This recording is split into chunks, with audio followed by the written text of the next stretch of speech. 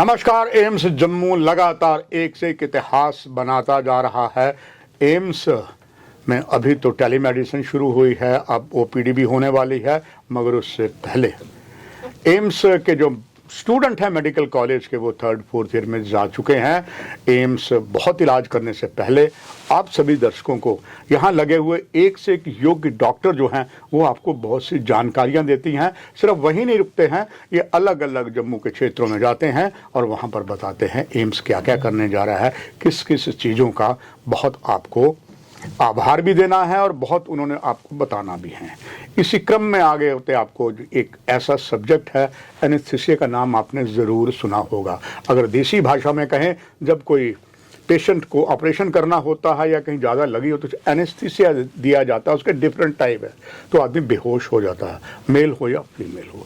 Anaesthesia क्यों ज़रूरत है, और ये बैकबोन अगर हम कहें मेडिकल कॉलेज की, डॉक्टर्स की, ऑपरेशन थिएटर्स की, तो वो है एनेस्थीसिया। और हमारा सौभाग्य है इसी धरती की हमारी वो बेटी, हमारी वो महिला, हमारी वो माँ, यानी कि हर रूप में है, और डॉक्टर श्रुति शर्मा।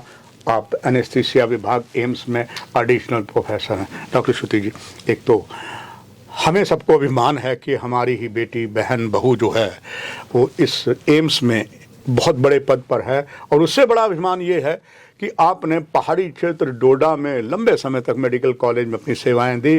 अब न केवल एम्स, जम्मू कश्मीर, पड़ोसी राज्य पंजाब के कुछ हिस्से, कोई देवभूमि हिमाचल के, और बर्फीले रेगिस्तान के भी आपके इलाज की तरफ से आएंगे। आपका स्वागत करती हूँ। दर्शकों के लिए ये जानना चाहूँगा डॉक्टर श्रुति शर्मा, ये ऑपरेशन से पहले एनेस्थीसिया क्यों किया जाता है, क्या क्या वजह, और एनेस्थीसिया है क्या, दर्शक पहले आपके मुखार बिंदु से सुनना चाहेंगे। नमस्कार सभी को। ऑपरेशन से पहले की जाने वाली जांच को मेडिकल भाषा में प्री एनेस्थेटिक इवैल्यूएशन या प्री एनेस्थेटिक चेकअप कहा जाता है। ये जो जांच है ये मरीज़ के ऑपरेशन से पहले की जाती है, एक एनेस्थीसियोलॉजिस्ट द्वारा की जाती है, और इसका बेसिक पर्पस यही होता है कि पेशेंट को एनेस्थीसिया और सर्जरी के लिए ऑप्टिमाइज़ किया जाए, और काफ़ी हद तक उसको जो कॉम्प्लिकेशंस हैं या जो भी सर्जरी रिलेटेड कोई भी प्रॉब्लम्स हैं उससे उसको प्रॉपरली सेफली निकाला जाए।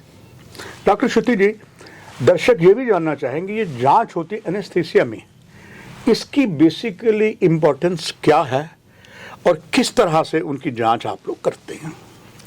जी, ये बहुत इम्पॉर्टेंट प्रश्न है सर जो आपने पूछा है, क्योंकि आमतौर पर ये देखा गया है कि जो मरीज़ होते हैं वो ज़्यादातर अपने ऑपरेशन के लिए कंसर्न्ड होते हैं, और उन्हें ये लगता है कि प्री एनेस्थेटिक इवैल्यूएशन जो है वो सिर्फ एक फॉर्मेलिटी है। पर ऐसा नहीं है, क्योंकि एक डिटेल्ड प्री एनेस्थेटिक इवैल्यूएशन काफ़ी हद तक डिटर्मिन करता है कि उसका पेशेंट का सर्जिकल आउटकम क्या होने वाला है।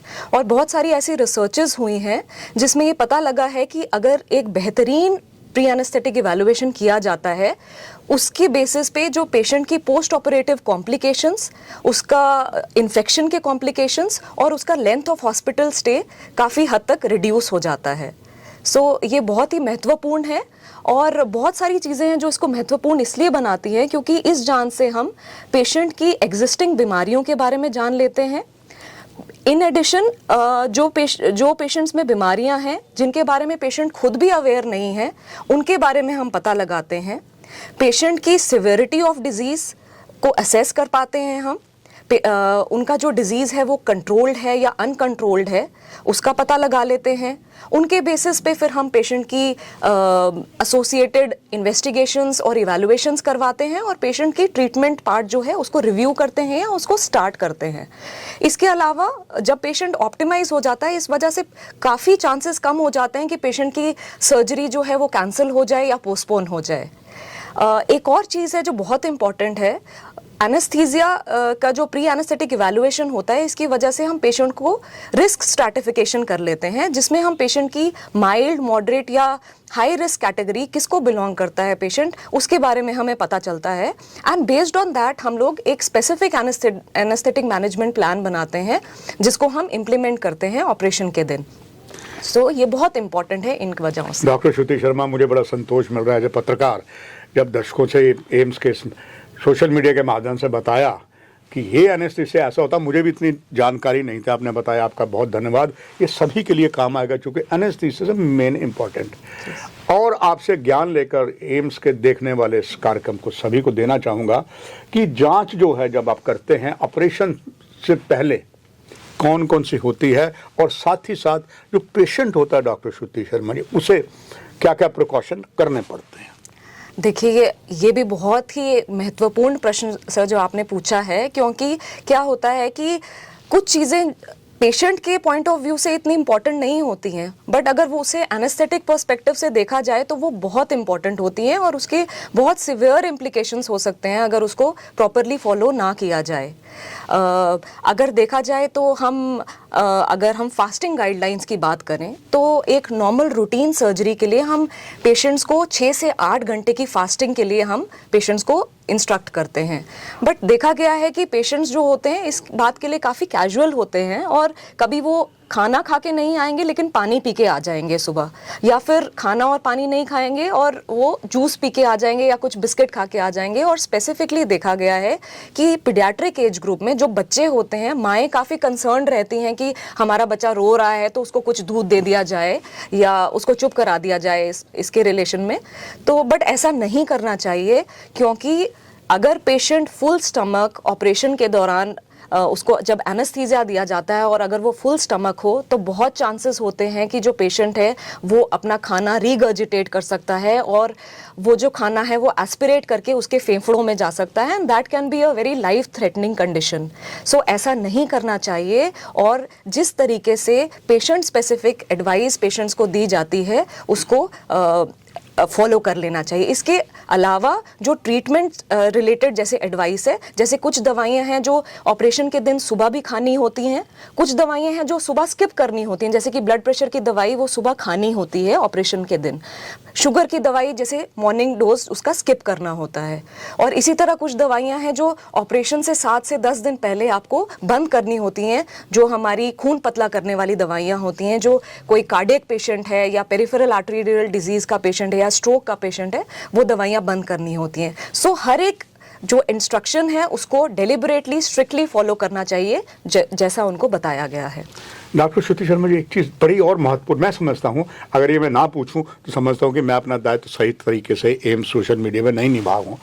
एक चीज़ बताइए, जो ऑपरेशन के बारे में एनेस्थीसिया के बारे में एक बात होती है, मिथ होते हैं कोई, और ये भी कुछ मिथ देता है जी, कोई झाड़ फूक पर विश्वास करता है, कुछ और मिथ होता है। वाकई में वो मिथ कितने हैं और वो क्या सचमुच सच है या it is only just myth है? देखिए काफ़ी सारी गलत फहमियाँ हैं जो लोगों में हैं डेफिनेटली। और जैसे कि कुछ ऐसी गलत फहमियाँ हैं कि पेशेंट सोचते हैं कि हम ऑपरेशन के दौरान ही कहीं अगर उठ गए तो हमें पेन महसूस होएगी या हम जाके अपनी सर्जरी देख लेंगे। तो ऐसा नहीं होता है, क्योंकि हमारे पास एनेस्थेटिस्ट के पास बहुत सारे ऐसे टूल्स होते हैं जिससे हम डेप्थ ऑफ एनेस्थीसिया भी मॉनिटर करते हैं, जैसे कि बायोस्पेक्ट्रल इंडेक्स या बहुत सारी अदर टूल्स हैं। और हमारे पास जो एनेस्थेटिक एजेंट्स हम आज के एरा में यूज़ कर रहे हैं वो बहुत सेफ, बहुत शॉर्ट एक्टिंग और एक्सट्रीमली मतलब पेशेंट फ्रेंडली होते हैं। सो उन सब का कंट्रोल हमारे पास होता है और जब हम चाहते हैं कि हमारा पेशेंट उठे तभी वो पेशेंट उठ सकता है।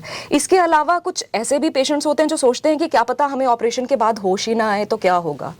तो मेरा आपके माध्यम से ये कहना है कि ऐसा नहीं होता है। जो हम रिस्क स्ट्रैटिफिकेशन करते हैं पेशेंट्स की, उनको हम पहले ही अवेयर बना देते हैं, उनको हम पहले ही एक्सप्लेन कर देते हैं कि उनकी जो ऑपरेशन के बाद कॉम्प्लिकेशंस की जो संभावना है वो कितनी रहेगी, या ऑपरेशन के बाद वो कितनी देर तक एंटिसिपेटेड है कि वो इंटेंसिव केयर यूनिट में रहेंगे या वो उनको वेंटिलेटरी सपोर्ट की ज़रूरत पड़ सकती है या नहीं पड़ सकती है। So patient is already very much aware of what events are going to take place during his or her perioperative period. महत्वपूर्ण जानकारियां आपने एम्स के माध्यम से दर्शकों को दी है, पर आखिर में चाहूँगा एक आपका संदेश, एक जैसे मैंने सबको आपकी पहचान बताई है और एनेस्थीसिया के इस एम्स में आप कह सकते हैं कि टॉप पोजीशन पर हैं, आपका संदेश सभी दर्शकों के लिए इस संबंध में। सर, मैं अंत में यही कहना चाहूँगी कि डिपार्टमेंट ऑफ एनेस्थीसिया किसी भी इंस्टीट्यूट का बैकबोन समझा जाता है, क्योंकि हम हॉस्पिटल के हर एक विभाग के साथ एसोसिएटेड होते हैं और उनके साथ हम कोलैबोरेशन में काम करते हैं। कहीं पे भी कोई इमरजेंसी सिचुएशन उत्पन्न होती है तो anaesthesia department comes in the forefront. और मैं ये दावे के साथ कहना चाहती हूँ कि एम्स जम्मू का डिपार्टमेंट ऑफ एनेस्थीसिया बहुत ही स्ट्रॉन्ग डिपार्टमेंट है और हम 100% कमिटेड हैं पेशेंट केयर के लिए। हमारे पास best of intensive care units हैं, बेस्ट ऑफ ऑपरेशन थिएटर्स और बेस्ट ऑफ इक्विपमेंट्स हैं। और चाहे वो कोई भी सर्जरी हो, जनरल सर्जरी हो या कोई भी सुपर स्पेशलिटी की सर्जरी क्यों ना हो, हम उसके लिए पूरी तरह इक्विप्ड हैं और पूरी तरह तैयार हैं। शॉर्टली हम पेन क्लिनिक और पेन ओपीडी शुरू करने वाले हैं, जिसकी फैसिलिटी हमारे जम्मू कश्मीर के निवासियों को बहुत देर से नहीं मिल पा रही थी। और हमारे आने वाले प्रोजेक्ट्स में पेलिएटिव केयर या कैंसर केयर भी है। और हम बहुत सारे ऐसे कोर्सेज शुरू करने जा रहे हैं एनेस्थीसिया रिलेटेड, जिससे हमारे स्टूडेंट्स को बहुत फ़ायदा होने वाला है और उनका प्रोफेशनली वो एक्सेल कर पाएंगे। और अंत में मैं यही कहना चाहूँगी कि एम्स जम्मू के लिए patient care top most priority है। आप यहाँ पे बिना झिझक आइए और आपको एक रूफ के अंडर ही सब फैसिलिटी प्राप्त होगी। आइए और इस फैसिलिटी का लाभ उठाइए। डॉक्टर श्रुति शर्मा को धन्यवाद देते हुए आपसे भी लेते हैं विदा। थैंक यू, नमस्कार।